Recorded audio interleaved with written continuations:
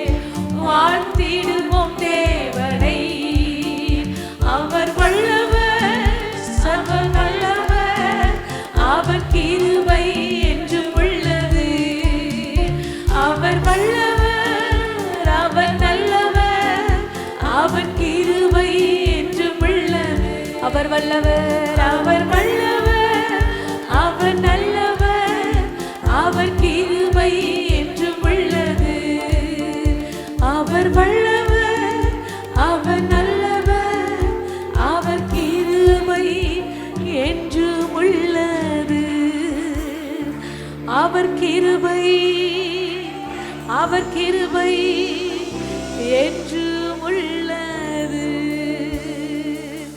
அவர் கிருபை என்றும் உள்ளது. அவர் கிருபை அவருடைய கிருபை தான் நம்ம இதுவரை நடத்துகிறோம்.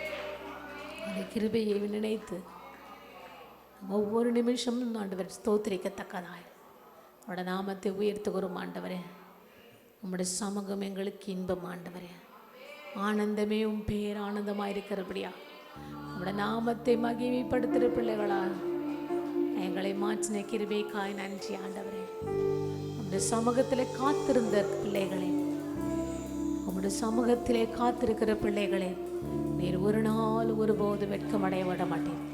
மோசே உம்முடைய சமூகத்திலே காத்திருக்கும் போது எல்லாவற்றையும் நிறைவேற்றினது. ஆண்டவர், என் தேவன் அழைத்த தேவன் பெரியவர். எஸ் ஜீசஸ், உம்மை உயர்த்துகிறோம். ஆண்டவரே, ஆனந்தமே உம் சமூகமே, பேரின்பமே உந்தன் பிரசன்னமே, ஆனந்தமே உம் சமூகமே, பேரின்பமே உந்தன் பிரசன்னமே, உங்க சமூகத்திலே ஒன்று கூடியுள்ளோம், உங்க பிரசன்னத்திலே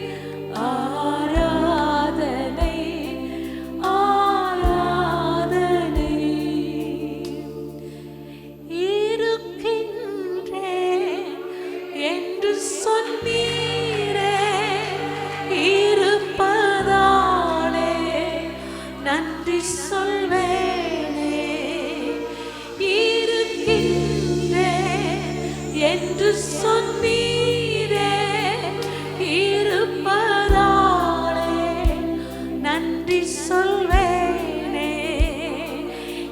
இருக்கின்றேன் என்று சொன்னீரே, இருப்பதாலே நன்றி சொல்வேனே. இருக்கின்றேன் என்று சொன்னீரே, இருப்பதாலே நன்றி சொல்வேனே. இருக்கின்றேன் என்று சொன்னீரே, இருப்பதாலே நன்றி சொல்வேனே. ஆனந்தமே உம் சமூகமே, பேரின்பமே உந்தன் பிரசன்னமே. ஆனந்தமே உம் சமூகமே, பேரின்பமே உந்தன் பிரசன்னமே. உம்மை பாடுவதே என் மேன்மை, உறவாடுவதே எனக்கினிமை. உம்மை பாடுவதே என் மேன்மை, உறவாடுவதே எனக்கினிமை. ஆனந்தமே உம் சமூகமே, பேரின்பமே உந்தன் பிரசன்னமே. ஆனந்தமே உம் சமூகமே, பேரின்பமே உந்தன் பிரசன்னமே. Yes, Lord. உம்முடைய சமூகம் எங்களுக்கு ஆனந்தமாக இருக்கிறபடியா நீ நல்ல தேவனாக இருக்கிறார். உண்மை ஸ்தோத்திரிக்கிறோம் ஆண்டவரே. உம்மை நாங்கள் உயர்த்தி மகிமைப்படுத்துகிறோம் ஆண்டவரே. எங்கள் தேவைகளை காட்டில் நீர் பெரியவராக இருக்கிறபடியா எல்லா சூழ்நிலை காட்டிலும் எங்கள் ராஜாதி ராஜா நீர் பெரியவர் ஆண்டவரே. நீர் உன்னதத்தின் தேவனாக இருக்கிறபடியா உம்மை நன்றியோடு உம்மை ஸ்தோத்திரிக்கிறோம் அப்பா. உம்மை நன்றியோடு துதிக்கிறோம் ஆண்டவரே. உம்மை நன்றியோடு துதிக்கிறோம். எஸ் லார்ட், உம்மை ஸ்தோத்திரிக்கிறோம் ஆண்டவரே. நீ நல்லவர் நல்லவர் நல்லவர் ஆண்டவரே. எப்போதும் அந்த வார்த்தைகளை சொல்லும் பொழுதே உம்முடைய நாமம் பழகி பெறுகிறதுக்காய் ஸ்தோத்திரம். உம்மை நன்றியோடு துதிக்கிறோம் இயேசுவே. எஸ் ஜீசஸ், உம்மை நன்றியோடு துதிக்கிறோம். Thank you Lord. என் தேவைகளை காட்டிலும் என் தேவன் பெரியவரே. என் சூழ்நிலையை பார்க்கிலும் என் ரட்சகர் பெரியவரே. என் தேவைகளை காட்டிலும் என் தேவன் பெரியவரே. என் சூழ்நிலையை பார்க்கிலும் என் ரட்சகர் பெரியவரே. ஆராதிப்பே உம்மை ஆராதிப்பே ஆராதிப்பே எந்த வாழ்நாளெல்லாம் ஆராதிப்பே உம்மை ஆராதிப்பே ஆராதிப்பே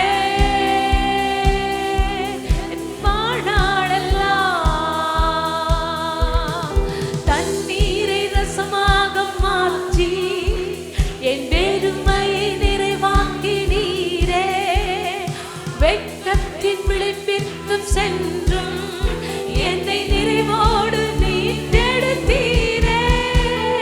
தண்ணீரை ரசமாக மாற்றி என் பெருமையை நிறைவாக்கிறீரே. வெட்கத்தின் விளிம்பிற்கும் சென்று என்னை நிறைவோடு மீட்டெடுத்தீரே. ஆராதிப்பே உம்மை ஆராதிப்பே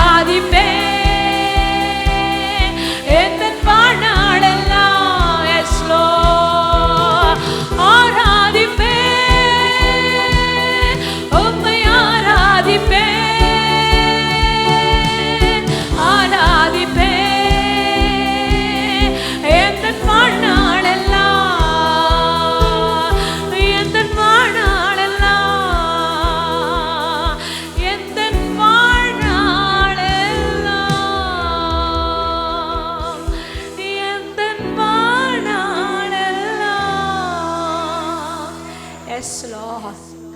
உங்க நாங்கள் ஆராதிக்கிறோம் ஆண்டவரே. நீ நல்லவர் ஆண்டவரே. எங்களுக்கு போதுமானவராய் இருக்கிறபடியா உம்மை நன்றியோடு துதிக்கிறோம் இயேசுவே. துதிக்கும் கனத்திற்கும் மகிமைக்கும் நீர் ஒருவர் மாத்திரம் பாத்திரராய் இருக்கிறபடியா, நீர் தூயாதி தூயவராய் இருக்கிறபடியா உம்மை நாங்கள் ஸ்தோத்திரிக்கிறோம் ஆண்டவரே. S Jesus. உந்த நாமம் அறிந்த எங்களை மென்மைப்படுத்துகிற தேவனாய் இருக்கிறபடியா உம்மை நன்றியோடு ஸ்தோத்திரிக்கிறோம் ஆண்டவரே. உம்மை நன்றியோடு துதிக்கிறோம். துதிக்கும் கனத்திற்கும் பாத்திரரே, தூயவரே, எந்த துணையாளரே, துதிக்கும் மகிமைக்கும் பாத்திரரே, மகிமையே எந்த மனவாளரே, ஆராதனை ஆராதனை ஆராதனை உமக்கே ஐயா, ஆராதனை ஆராதனை ஆராதனை உமக்கே ஐயா, துதிக்கும் கனத்திற்கும் பாத்திரரே, தூயவரே, எந்த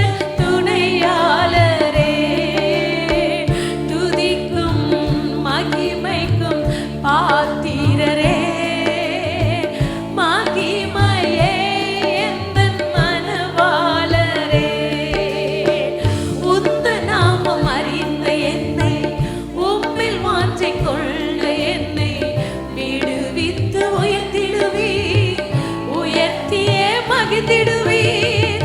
உந்த நாமம் அறிந்த என்னை, உம்மில் வாஞ்சை கொண்ட என்னை விடுவித்து உயர்த்திடுவீர், உயர்த்தியே மகிழ்ந்திடுவீர்.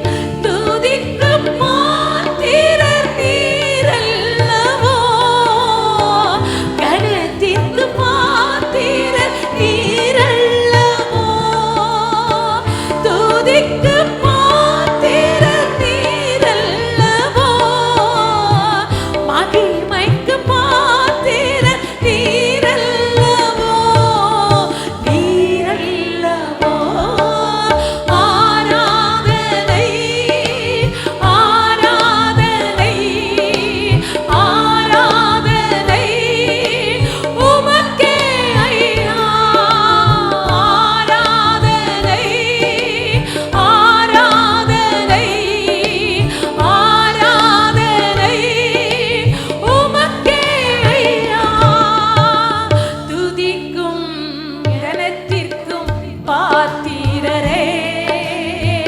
தூயவரே, எந்த துணையாளரே, துதிக்கும் மகிமைக்கும் பாத்திரரே, மகிமையே எந்த மனவாளரே, எந்த கால்கள் சறுக்கிடும் போது விரித்து தாங்கும் கிருபை உமது சிறகுகளே,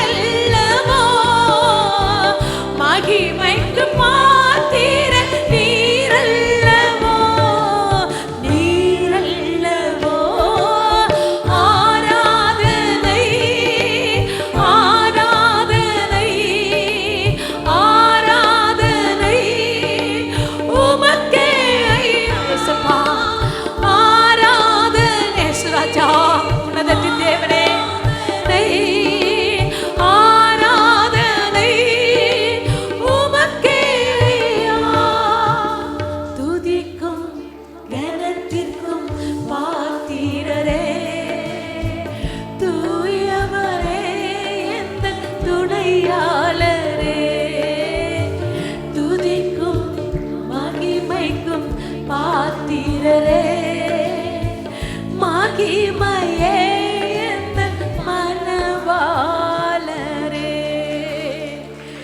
மகிமையே மகிமையே எந்தன் மனவாளரே மகிமையே எந்தன் மனவாளரே துதிக்கும் கனத்திற்கும் என்னேசு ஒருவரே பாத்திரரே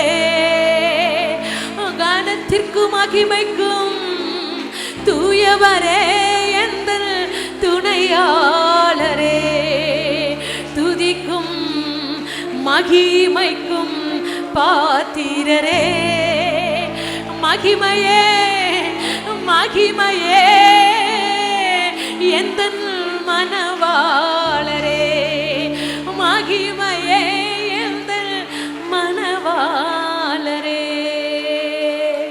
உமக்கே ஆராதனை ஆண்டவர், உமக்கே செலுத்துகிறோம். ஆமென். இயேசு கிறிஸ்துவின் நாமத்திலே உங்களை வாழ்த்துகிறோம். மீண்டுமாய் எஸ்கேஎம் திருச்சபையுடைய லைவ் ஆராதனைக்குள் அழைக்கிறோம். நல்ல ஆண்டவரே, இந்த நாளுக்கு சோதரிக்கிறோம். அந்த காலை வேலைக்கு ஜெபிக்கிறோம். எலக்ட்ரிக் பவர், ஆடியோ, வீடியோ மற்ற எல்லா விதமான பொருட்களை ஒப்பு கொடுக்குறோம். கர்த்தராண்டவரே, அடியனை மறைத்து விலைக்கு நீங்கள் நடத்தும் இயேசு நாமத்திலே ஜெபிக்கிறோம் நல்ல பிதாவே. ஆமென். காலையிலே நாம் பார்க்க போகிற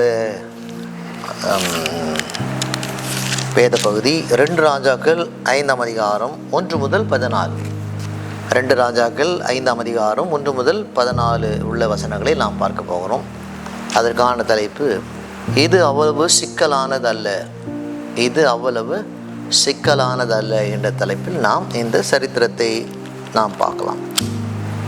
2 ராஜாக்கள் 5ஆம் அதிகாரம் முதல் வசனம் இப்படி தொடங்குகிறது. சீரிய ராஜாவின் படைத்தலைவனாகிய நாகமான் என்பவன் தன் ஆண்டவனிடத்திலே பெரிய மனுஷனும் எண்ணிக்கை உள்ளவனமாயிருந்தான். அவனை கொண்டு கர்த்தர் சீரியாவுக்கு ரட்சிப்பை கட்டளையிட்டார். மகா பராக்கிரமசாலியாகிய அவனோ குஷ்டரோகியாக இருந்தான். இப்போது ஒரு மனுஷனை பற்றி நாம் இங்கு வேதம் கூறுகிறது. இஸ்ரவேலுடைய எதிரி நாடாக இருக்கிற சீரியா, அந்த சீரியா ராஜாவின் படைத்தலைவன் நாகமான் என்று நாம் படிக்கிறோம். ஆண்டவர் நாம் எதிரியை கூட தம் நோக்கம் நிறைவேற அவர் பயன்படுத்துவார். ஆண்டவருடைய நோக்கம் நிறைவேற வேண்டுமானால் ஆண்டவர் எதிரியை கூட பயன்படுத்துவார் என்பதற்கு இது நல்ல உதாரணமாக இருப்பாங்க. இப்போது நாகமான் நாகமான் ராஜாவின் பார்வையிலே பெரிய மனுஷனும் எண்ணிக்கையில் உள்ளவனாயிருந்தான். ஒரு பெரிய ஒரு இராணுவ தலைவன், அவன் கீழே அநேக ஆட்கள் வேலை செய்கிறாங்க. அப்படிப்பட்ட ஒருத்தனாக இருக்கிறான். ஆங்கிலத்தில் வாசிக்கிறோம் ஹானரபிள் மேன், கண்ணியமான மேன்மை உள்ள மதிப்புக்குரிய ஒரு மனுஷனாய் இந்த நாகமான் இருப்பதாக வேதம் கூறுகிறது. அவனை கொண்டு கர்த்தர் சீரியாவுக்கு ரட்சிப்பை கட்டளையிட்டார்.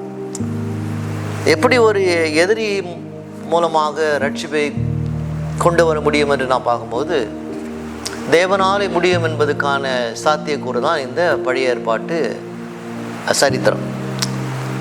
அவனை பார்க்கும்போது மகா பராக்கிரமசாலியாக இருந்தான். பராக்கிரமசாலி என்று சொன்னாலே நல்ல வீரர் தான். ஆனால் இவன் மகா பராக்கிரமசாலி சொல்லும்போது மிக சிறந்த ஒரு போர் வீரனாக இருப்பதனாலே அங்கே படைத்தலைவனாக இருக்கிறான். வசனம் சொல்கிறது இதெல்லாம் சொல்லிட்டு வசனம், அவனோ குஷ்டரோகியாக இருந்தான்னு வசனத்தில் வாசிக்கிறோம். அவனோ குஷ்டரோகியாக இருந்தான். ஆங்கிலத்தில் வாசிக்கிறோம் பட் எ லேப்பர், ஆனால் அவன் குஷ்டரோகமாக இருந்தான் என்று நமக்கு வேதம் போதிக்கிறது. இந்த ஆனால் என்று சொல்கிற இந்த வார்த்தை நாம் பைபிளில் நாம் வாசிக்கும் போது அது ஒரு பெரிய ஒரு பாலமாக அமைவதை நாம் அங்கே வாசிக்கிறோம். ஒரு சிலர் சொல்கிறதை நாம் கேட்பீங்க, என்னுடைய மனைவியை நான் நேசிக்கிறேன் ஆனால் அவங்க ரொம்ப கோவப்படுவாங்க என்று ஆனால் என்ற வார்த்தையை சொல்வதை வாசிக்கிறோம். ஒரு சிலர் சொல்வது, என் கணவன் மேலே அன்பாக இருக்கிறேன் ஆனால் வீட்டில் ஒரு வேலை கூட அவர் செய்ய மாட்டார். ஒரு சிலர், என் வேலை எனக்கு பிடிக்கும் ஆனால் என்னுடைய வேலை செலுத்திருக்கிற என் பாஸ் எனக்கு பிடிக்காது. நான் நன்றி உள்ளவனாக இருக்கிறேன் ஆனால் சபைக்கு என்னால் வர முடியல. நான் ஆரோக்கியமாக இருக்கிறேன் ஆனால் பலவீனமாக அந்த ஆனால் என்று சொல் அங்கே வரும்போது எல்லாம் அங்கே அடிபட்டு போவதை நான் அங்கே பார்க்குறோம். இப்போது நாகமானை குறித்து பார்க்கும்போது அந்த ராஜாவுக்கு ஒரு நம்பிக்கையுள்ளவனாக இருக்கிறான், கண்ணியமானவனாக இருக்கிறான், நேர்மை உள்ளவனாக இருக்கிறான், பராக்கிரமசாலியாக இருக்கிறான், மகா பராக்கிரமசாலி இருக்கான். இதெல்லாம் வந்துட்டு வசனம் சொல்லுது. ஆனால் என்ன பார்க்குறோம், அவன் குஷ்டரோகியாக இருந்தான்னு வசனம் வாசிக்கிறோம். நாகமாவுடைய எல்லா சூழ்நிலையும் நமக்கு வேதம் போதிக்கிறதை தேவன் அறிந்திருக்கிறார் என்பதை நாம் வாசிக்கிறோம். ஒன்று நாம் தெரிந்து கொள்ள வேண்டிய காரியம், ஆண்டவருக்கு எதுவும் மிக பெரிய காரியம் அல்ல, கவனிக்க முடியாத அளவுக்கு சிறியதும் எதுவும் இல்லை. ஆண்டவராலே முடியாத காரியம் உலகத்தில் எந்த பெரிய காரியம் கிடையாது. அதே நேரத்தில் ஆண்டவருடைய பார்வைக்கு கவனத்துக்கு போகாது இருக்கிற ஒரு சிறிய காரியமும் இல்லை. ஆண்டு எல்லாவற்றையும் கவனிக்கிற வேதம் கூறுகிறது. வாழ்க்கை என்பது ஒரு ரயில் பயணம், ஒரு வாழ்க்கை என்பது ஒரு ரயில் பாதையில் உள்ள இருக்கிற இணையான தண்டவாளத்தை போன்று தான். 2 தண்டவாளத்தின் மீது தான் ரயில்கள் போவதை நாம் பார்க்குறோம். வாழ்க்கையிலே நல்ல தருணங்களும் கடினமான சூழ்நிலைகளும் பெரும்பாலும் ஒரே நேரத்தில் தான் வரும். எப்படி 2 தண்டவாளத்து மேலே ரயில் பெட்டி ஓடுகிறதோ அதே போல் வாழ்க்கையிலே நல்லது கெட்டதை கடந்து போகணும் என்பதை நாம் மறந்து போகக்கூடாது. ஒரு நல்லது மட்டும் இல்லை, கெட்டதும் அதோடு கூட சேர்ந்து வருவதை நாம் மறந்து போகக்கூடாது. சரி, வசனத்துக்கு வரலாம். அடுத்த வசனம், சீரியாவிலிருந்து தண்டுகள் புறப்பட்டு இஸ்ரவேல் தேசத்தில் இருந்து ஒரு சிறு பெண்ணை சிறைப்பிடித்து கொண்டு வந்தார்கள். அவள் நாகமானின் மனைவிக்கு பணிவிடை செய்து கொண்டிருந்தாள். சீரியா இராணுவம் இஸ்ரவேலுக்கு போனாங்க. அங்கே அநேக ஆட்களை சிறைப்பிடிக்கிறாங்க. அநேக ஆட்களை சிறைப்பிடிக்கும் போது அதில் குறிப்பாக ஒரு வாலிப பெண்ணை, ஆங்கிலத்தை வாசிக்கிற யங் லேடி, ஒரு வாலிப பெண் சொல்லும்போது ஒரு வேளை 20 வயதுக்குள்ளே இருக்கிறான், ஒரு வாலிப பெண்ணை சிறைப்பிடித்து கொண்டு வரான். இந்த வாலிப பெண் என்ன பார்க்குறோம், நாகமான் என்று சொல்லப்பட்டுள்ள அந்த படைத்தல் வீட்டு வேலை செய்யவர்களாக அடிமை பெண்ணாக இருக்கிறான். இந்த வாலிப பெண் தன் பெற்றோரை, உறவுகளை, நண்பர்களை, தேசத்தை இழந்து அந்த வீட்டுக்கு வந்திருக்கிறான். அந்த வீட்டுக்கு வந்தால் கூட அந்த வாலிபனுடைய உள்ளத்தில் இருக்கிற காரியம் என்ன, கர்த்தர் நிச்சயமாய் நன்மை செய்வார் என்று இந்த வாலிபன் ஆண்டவர் மேலே விசுவாசிக்கிறார். யோசித்து பாருங்க, எத்தனை வாலிப ஆண்கள் பெண்கள் அப்படி ஆண்டவரை நம்ப முடியும்? நம்பலாம். நம்முடைய வாழ்க்கையில் எதுவும் நடக்காமல் இருக்கும்போது நாம் அவர் மேலே நம்பிக்கை வைக்கலாம். ஆனால் இவள் வாழ்க்கை பார்க்கும்போது பெற்றோரை இழந்து, குடும்பத்தை இழந்து, உறவுகளை இழந்து, இன்னொரு நாட்டிலே சிறைபிடிக்கப்பட்ட ஒரு அடிமை பெண், எப்போது அவளுக்கு விடுதலை கிடைக்கும் என்று தெரியாது. அப்படிப்பட்ட சூழ்நிலை கூட அவள் கர்த்தர் மேலே அவள் நம்பிக்கையாக இருந்தாள். ஒன்று நாம் தெரிந்து கொள்ள வேண்டிய காரியம் என்ன, ஆண்டவர் கட்டுப்பாட்டிலே நாம் ஒப்பு கொடுக்கும்போது எப்போதும் அதை தேவன் நன்மையாக தான் செய்வார். இங்கே நாகமான் மனைவிக்கு என்ன செய்கிறாங்க, 2ஆம் வசனம் இருக்கிறது, நாகமான் மனைவிக்கு பணிவிடை செய்து கொண்டிருந்தாலும் வாசிக்கிறோம். நாகமான் மனைவிக்கு பணிவிடை செய்து கொண்டிருந்தாள். இவளுக்கு முன்னே ஒரு பெரிய எதிர்காலம் இருக்கிறது, வாலிப பெண். ஆனால் வாழ்நாள் முழுவதும் இவள் அடிமையாக இருக்கணும் என்ற ஒரு நிர்பந்தத்தில் இருந்தாலும் கூட இவள் எஜமானுடைய மனைவிக்கு எல்லா விதமான வேலைகளை செய்தாள் என்று வேதனை கூறுகிறது.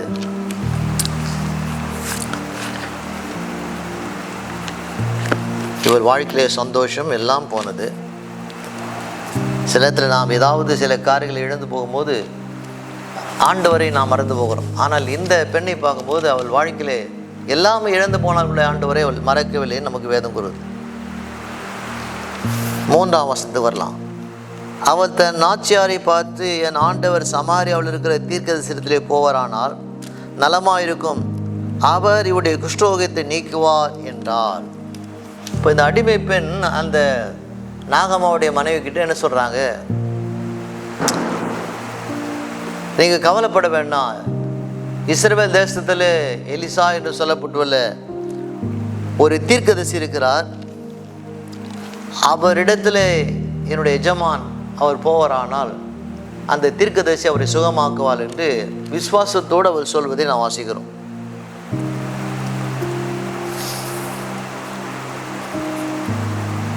இன்னும் அவள் வாழ்க்கையில் அந்த குடும்பம் அங்கு வாழும் போது எதுவுமே இல்லை. அப்படிப்பட்ட சூழ்நிலை தேவையில்லாமல் அவள் கவலைப்படுவதை விட்டு ஆண்டவர் மேலே நம்பிக்கையாக இருந்தாள். தேவையானது குறித்து அவள் யோசிக்கிறாள். என் எஜமான் சமாரியாவுக்கு போனால் எலிசா அவரை சுகமாக்குவார், குஷ்டரோகத்தை நீக்குவார் என்றார். அந்த நாட்களில் குஷ்டரோகம் என்பது ஒரு பெரிய ஒரு கொடிய ஒரு நோய், ஒரு தீட்டு என்று சொல்லுவாங்க. அப்படிப்பட்ட நோயை யாரும் குணமாக்க முடியாது. ஆனால் இந்த வாலிபருடைய விசுவாசம் என்ன?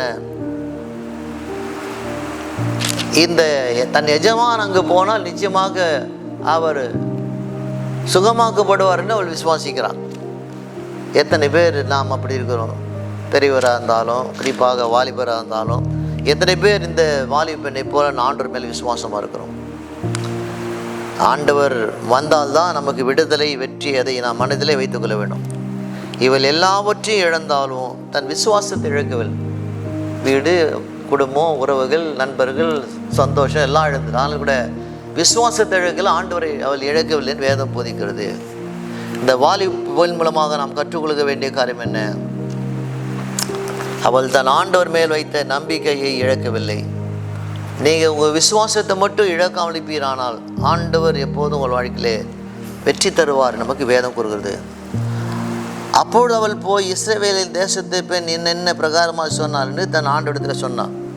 நாகம்மாவுடைய மனைவி தன் கணவர்கிட்ட போய் சொல்கிறாங்க. என்ன சொல்கிறா? இப்போது நம்ம வீட்டில் வேலை செய்கிற அந்த பெண் இப்படியான செய்தியை சொல்கிறா, நீங்கள் இஸ்ரவேலுக்கு போனால் அங்கு எலிசான்னு சொல்லப்பட்டுள்ள தீர்க்கதரிசி உங்களுக்கு குணமாக்குவார் என்று அவள் விசுவாசத்தோடு சொன்னதாக அந்த எஜமான் சொல்கிறார். அப்போது அவர் என்ன செய்கிறார்? அந்த நாகமான் ராஜா கிட்ட போகிறார்.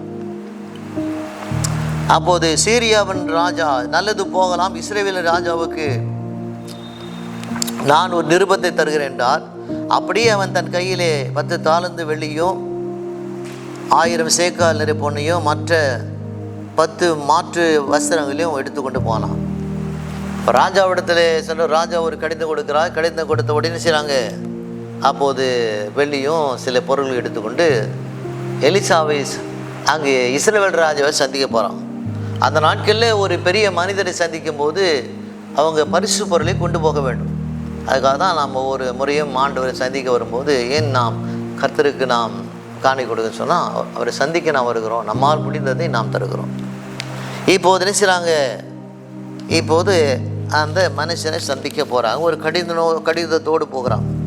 இஸ்ரவேல் ராஜாவிடத்தில் இந்த நாகமான் அந்த கடிதத்தை கொடுக்குறார். அந்த கடிதத்தை வாங்கி அந்த ராஜா படிக்கும்போது, இந்த நிருபத்தை உம்மிடத்தில் என் ஊழியக்காரனாக நாகமான் கொண்டு வருவான், நீர் அந்த குஷ்டரோகத்தை நீக்கி விட அவனை உம்மிடத்தில் அனுப்பியிருக்கிறேன் என்று எழுதியிருந்தது. அந்த கடிதத்தில் என்ன எழுந்தது? நான் ஒரு ஆள் அனுப்புகிறேன் நாகமான் என்று, அவன் குஷ்டரோகியாக வரான், அவனுக்கு நீ சுகத்தை கொடுக்க வேண்டும் என்று அந்த கடிதத்தில் இருக்கிறது. இஸ்ரவேல் ராஜன் செய்கிறாங்க. அந்த கடிதத்தை வாசித்த போது தன்னுடைய வஸ்திரங்களுக்கு இழுத்து கொண்டு ஒரு மனுஷனை அவன் குஷ்டரோகத்திலிருந்து நீக்கிவிட வேண்டும் என்று என்னிடத்தில் ஒரு நிருபத்தை அனுப்புவதற்கு, கொல்லவும் உயிர்ப்பிக்கவும் நான் தேவனா? இவன் என்னை விரோதிக்கும் சமயம் தேடுகிறான் என்பதை சிந்தித்து பாருன்றான். அப்போது இஸ்ரவேல் ராஜா பயப்படுறான். ஒரு குஷ்டரோகியை குணமாக்குவது என்னால் முடியாது, நான் என்ன ஆண்டவரா என்று அவன் கேட்குறான். ஆனால் இந்த கடிதமானது அப்போது ராஜாவின் கையிலே அங்கே போனது. ராஜாவின் கையில் போன உடனே அப்போது அங்கு ராஜாவிடத்தில் வேலை செய்கிற ஒரு ஆள் என்ன சொல்கிறான்? அந்த ராஜாவிடத்தில் இஸ்ரவேல் ராஜா தன் வசதி சொல்கிறான்,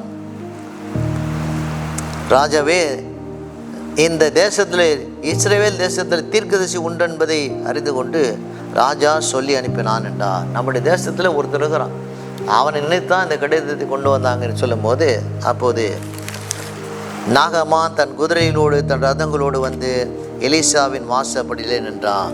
அப்போது அந்த ராஜாவிடத்துலேருந்து எனக்கு தகவல் வருகிறது, நீ எலிசாவை சந்திக்கலாம் என்று. அப்போது அப்போ ராஜாவோட வீட்டிலேருந்து நாகமான் ரதத்தோடு கூட பெரிய ஒரு சேரட்டோடு கூட வந்து எலிசாவின் வீட்டு வாசலில் நின்று உள்ள ஆள் அனுப்புகிறான். சரி, நான் சீரியா தேசத்துலேருந்து படைத்தலைவனாக இருக்க நாகமான் வந்திருக்கேன் வந்தேன்னு சொல் என்று அங்கே உள்ளே ஆள் அனுப்பின போது, அப்போது உள்ளிருந்து என்ன பதில் வருகிறது? அப்போது எலிசாவிடத்திலே ஆள் அனுப்பி, நீ போய் யோர்தானிலே 7 தரம் ஸ்நானம் பண்ணு, அப்போது உன் மாமிசம் மாறி நீ சுத்தமாவை என்று சொல்ல சொன்னான். நாகமான் தன்னுடைய ஆளை உள்ள அனுப்புகிறான், நான் வந்திருக்கேன் சொல்லுன்று. அப்போது உள்ளிருந்து எலிசா ஒரு ஆள் அனுப்புகிறார். என்ன சொல்கிறார்? சரி, எலிசா வெளியில் வரல, ஒரு ஆள் அனுப்பி சொல்கிறார், நீ யோர்தானுக்கு போ, அந்த யோர்தான் நதியில் 7 தரம் ஸ்நானம் பண்ணு, அப்போது நீ உன்னுடைய குஷ்டரோகம் நீங்கும் என்று சொன்னார். அப்போது மாமிசம் மாறி சுத்தமாவாய் என்று சொல்ல சொன்னான். இவன் பெரிய இராணுவ தளபதியாக இருக்கிறான். ஆனால் கூட அவனிடத்தில் இல்லை, என்ன அவனிடத்தில் நாம் பார்க்க முடியாத காரியம் என்ன? அவனிடத்தில் தாழ்மை இல்லை. அந்த எலிசா சொன்னதை அவன் ஏற்றுக்கொள்ளவில்லை. அப்போது என்ன செய்கிறார் அவர்? மிகுந்த கடுங்கோபம் வருகிறது என்று வசனம் போதிக்கிறது. அதற்கு நாகமான் கடுங்கோபம் கொண்டு புறப்பட்டு போய் அவன் வெளியே வந்து நின்று தன் தேவனாய் கர்த்தருடைய நாமத்தை தொழுது கொள்ளின் கையில் தன் கையினால் இந்த இடத்தை தடவி விதமாக குஷ்டரோகத்தை நீக்குவான் என்று எனக்குள்ளே நினைத்தேன் என்றான். அது நாகமான் சொல்கிறாங்க. இந்த எலிசா வெளியில் வந்து ஆண்டோடைய நாமத்தை சொல்லி என் மேலே கை வைத்து என்னை சுகமாக்குவார் என்று நினைத்தேன் என்று அந்த நாகமான் சொல்லுகிறான். நம்முடைய வாழ்க்கையிலே நாம் மிகுந்த புத்திசாலியாக இருக்கலாம், ஆனால் கூட ஆண்டவர் அதிகமான விவேகம் ஞானம் கொண்டவர் என்பதை நாம் மறக்கக்கூடாது. அப்போது அவன் நினைக்கிறான். ஒன்று நாம் தெரிய வேண்டிய, நாம் நினைக்கிற வண்ணமாக எதுவும் நம்முடைய வாழ்க்கையில் நடக்காது. நம்முடைய நினைவில் வேறு, ஆண்டுடைய நினைவு வேறு என்பதை நாம் ஒரு நாள் ஒருபோது நாம் மறந்து போகக்கூடாது என்று வேதம் நமக்கு போதிக்கிறது.